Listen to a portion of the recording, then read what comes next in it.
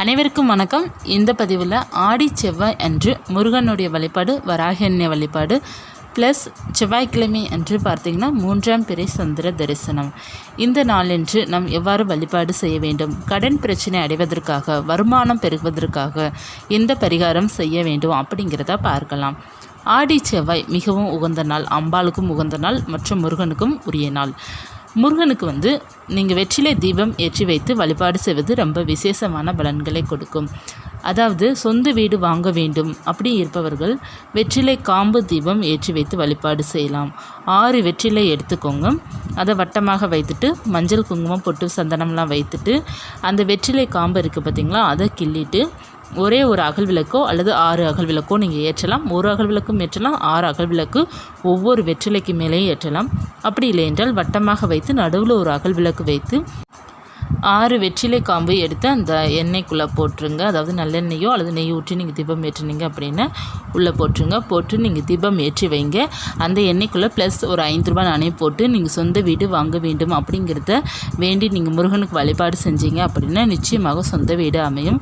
வெற்றிலை பாக்கும் மற்றும் செவ்வாழை வாழைப்பழம் அல்லது தேன் வைத்து நீங்கள் வழிபாடு செய்து கொள்ளலாம். ரொம்ப நல்ல மாற்றத்தை கொடுக்கும். முருகனுடைய படத்திற்கு செவ்வரளி மலர்களால் அலங்காரம் செய்துக்கோங்க. அப்படி இல்லை என்றால் வாசனை மலர்களால் அலங்காரம் செய்துக்கோங்க. அதற்கப்புறம் பார்த்திங்க அப்படின்னா வராகி அன்னை வழிபாடு. இந்த வராகி அன்னை வழிபாடுங்கிறது மிகவும் சக்தி வாய்ந்த வழிபாடு செவ்வாய்க்கிழமை என்று. அந்த நாளன்று வராகி அன்னைக்கு எவ்வாறு வழிபாடு செய்ய வேண்டும் அப்படின்னா, வராகி அன்னைக்கு பார்த்திங்க அப்படின்னா சந்தன குங்குமம் மஞ்சள்லாம் போட்டு வைத்துக்கோங்க. செவ்வரளி மலர்கள், முருகனுக்கு எப்படி செவ்வரளி மலர்கள் உகந்ததோ அதுபோல் அம்மனுக்கும் பார்த்திங்க அப்படின்னா செவ்வரளி மலர்கள் உகந்தது. மலர்களால் அலங்காரம் செய்துவிட்டு நெய் தீபமாக ஏற்றுங்க.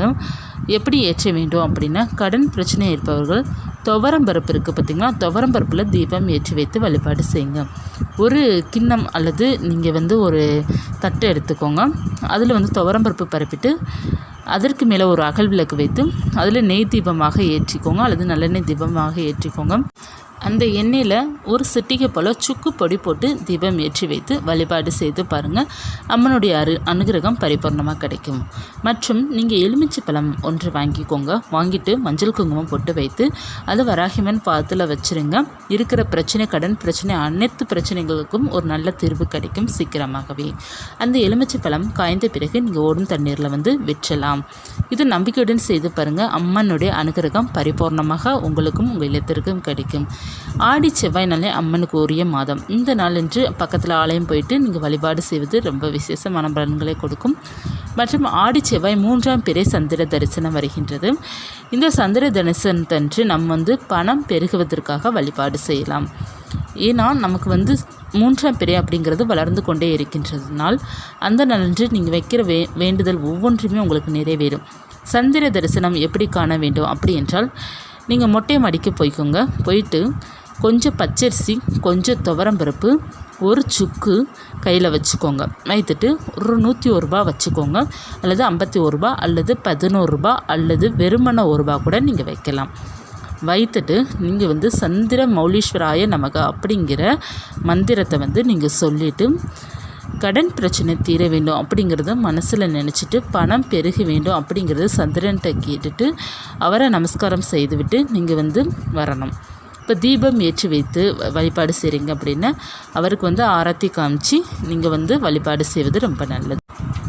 மிகவும் எளிமையான வழிபாடு தான் மிகவும் நல்ல மாற்றத்தை கொடுக்கும். நீங்கள் கையில் வைத்திருக்கிற அந்த பச்சரிசி மற்றும் துவரம்பருப்பு, சுக்கு, ரூபா இதை நீங்கள் முடிச்சு போல் கெட்டி நீங்கள் பணம் வைக்கிற இடத்துல வச்சுருங்க. சிவப்பு நிற துணியில் முடிச்சு போட்டு வைங்க. அப்படி இல்லை என்றால் மஞ்சள் நிற துணியில் கூட முடிச்சு போட்டு வைக்கலாம். சிவப்பு நிறம் மிக உகந்தது செவ்வாய்க்கிழமை என்று வருவதனால்.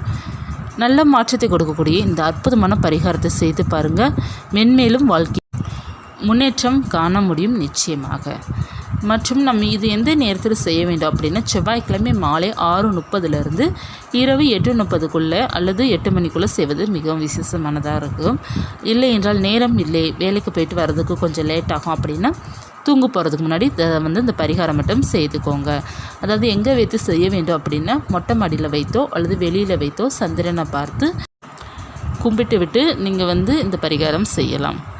மிகவும் நல்ல மாற்றத்தை கொடுக்கக்கூடிய இந்த பரிகாரத்தை தவற விட்டுறாதீங்க. சொந்த வீடு அமைய வேண்டும் அப்படி இருப்பவர்களும் சரி, கடன் பிரச்சனை தீர வேண்டும் அப்படி இருப்பவர்களும் சரி, பணம் பெருக்கத்தை கொடுக்க வேண்டும் அப்படி இருப்பவர்களும் சரி, இந்த நாளை தவற விட்டுறாதீங்க.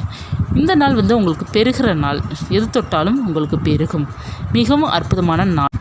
செவ்வாய்க்கிழமை வழிபாடு மிகவும் சக்தி வாய்ந்த வழிபாடு. உங்களுக்கு அனைத்து சகல செல்வத்தையும் கொடுக்கும்.